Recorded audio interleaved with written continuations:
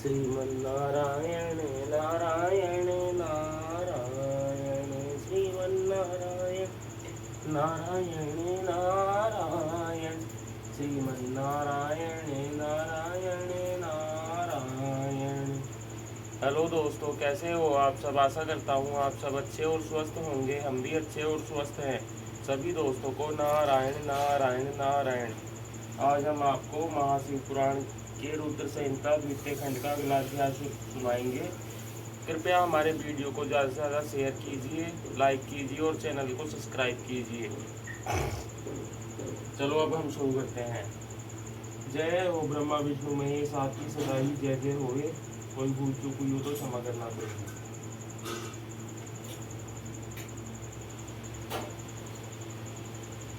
ओम नमः शिवाय, ओम नमः शिवाय, ओम नमः शिवाय।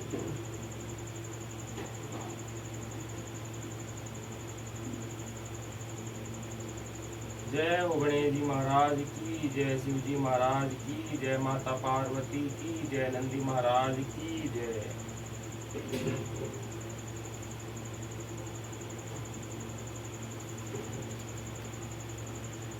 आज का हमारा अगला अध्याय है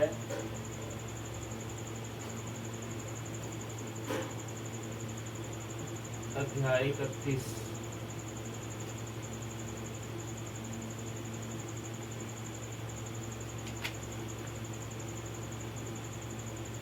आकाशवाणी द्वारा दक्ष की भत्सरना, उनके विनाश की सूचना तथा समस्त देवताओं को यज्ञ मंडप से निकल जाने की प्रेरणा।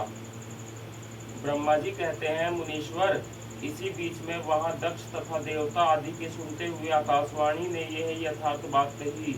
रे रे दुराचारी दक्ष, ओ दंभाचार परायण महामूढ़, यहाँ तूने कैसा अनर्थकारी कर्म कर डाला।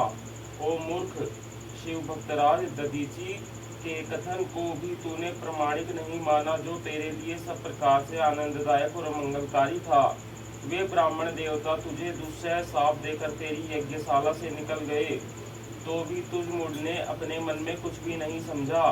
उसके बाद तेरे घर में मंगलमयी सती देवी स्वतः पधारी, जो तेरी अपनी ही पुत्री थी, किंतु तूने उनका भी परम आदर नहीं किया। ऐसा क्यों हुआ? ज्ञान दुर्बल दक्ष, तूने सती और महादेव जी की पूजा नहीं की, यह क्या किया? मैं ब्रह्मा जी का बेटा हूँ, ऐसा समझकर तू व्यर्थ ही घमंड में भरा रहता है और इसलिए तुझ पर मोह छा गया है। वे सती देवी ही सत्पुरुषों की आराध्या देवी हैं अथवा सदा आराधना करने के योग्य हैं। वे समस्त पुण्यों का फल देने वाली, तीनों लोकों की माता, कल्याण स्वरूपा और भगवान शंकर के आधे अंग में निवास करने वाली हैं।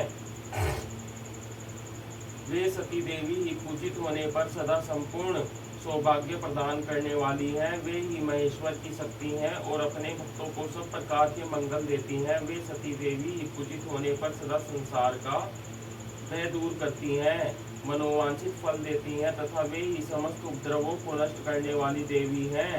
वे सती ही सदा पूजित होने पर कीर्ति और संपत्ति प्रदान करती हैं। वे ही पराशक्ति तथा भोग और मोक्ष प्रदान करने वाली परमेश्वरी हैं।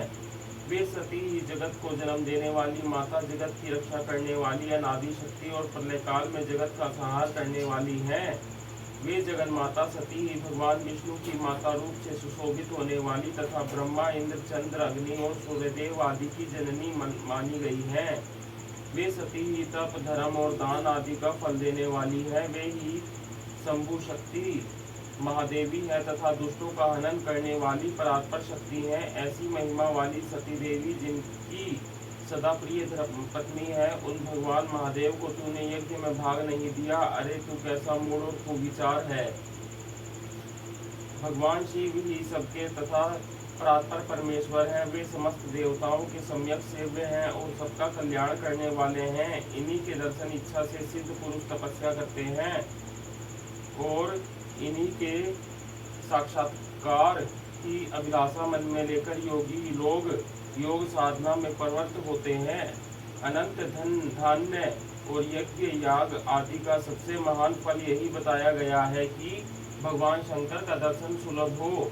शिव ही जगत का धारण पोषण करने वाले हैं। वे ही समस्त विधाओं के पति एवं सब कुछ करने में समर्थ है। आदि विधा के श्रेष्ठ स्वामी और समस्त मंगलों के भी मंगल वे ही हैं।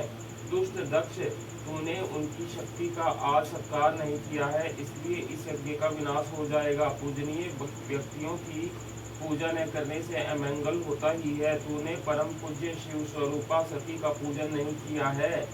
शेषनाग अपने सहस्त्र मस्तकों से प्रतिदिन प्रसन्नतापूर्वक जिनके चरणों की रज धारण करते हैं, उन्हीं भगवान शिव की शक्ति सती देवी थी, जिनके चरण कमलों का निरंतर ध्यान और सादर पूजन करके ब्रह्मा जी ब्रह्म तत्व को प्राप्त हुए हैं। उन्हीं भगवान शिव की प्रिय पत्नी सती देवी थी, जिनके चरण कमलों का निरंतर ध्यान और सादर पूजन करके इंद्र आदि लोकपाल अपने अपने उत्तम पद को प्राप्त हुए हैं। वे भगवान शिव संपूर्ण जगत के पिता हैं और शक्ति स्वरूपा सती देवी जगत की माता कही गई हैं। मूढ़ दक्ष, तूने उन माता पिता का सत्कार नहीं किया, फिर तेरा कल्याण कैसे होगा। तुझ पर दुर्भाग्य का आक्रमण हो गया और विपत्तियां टूट पड़ी, क्योंकि तूने उन भवानी सती और भगवान शंकर की भक्ति भाव से आराधना नहीं की। कल्याणकारी शंभु का पूजन न करके भी मैं कल्याण का भागी हो सकता हूँ, यह तेरा कैसा गर्व है। वह दुर्वार गर्व आज नष्ट हो जाएगा। इन देवताओं में से कौन ऐसा है जो सर्वेश्वर शिव से विमुख होकर तेरी सहायता करेगा। मुझे तो ऐसा कोई देवता नहीं दिखाई देता। यदि देवता इस समय तेरी सहायता करेंगे तो जलती आग से खेलने वाले पतंगों के समान नष्ट हो जाएंगे। आज तेरा मुंह जल जाए, तेरे यज्ञ का नाश हो जाए और जितने तेरे सहायक हैं वे भी आज शीघ्र ही जल मरे।